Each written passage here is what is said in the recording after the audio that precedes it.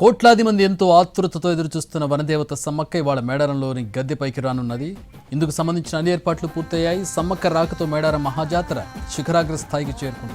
లక్షలాది మంది భక్తుల మధ్య నిన్న సారళం ఆదివాసీ సంప్రదాయాల మధ్య అట్టహాసంగా మేడారంలోని గద్దెపైకి చేరుకుంది. దీనితో మహాజాతర తొలిఘట్టం ప్రశాంతంగా పూర్తయినట్టే. కన్నెపల్లి నుంచి బయలుదేరిన సారళమ్మకు అడుగడుగున భక్తులు నీరాజనాలు పలికారు. 2 కిలోమీటర్ల మేర బారులు తీరారు.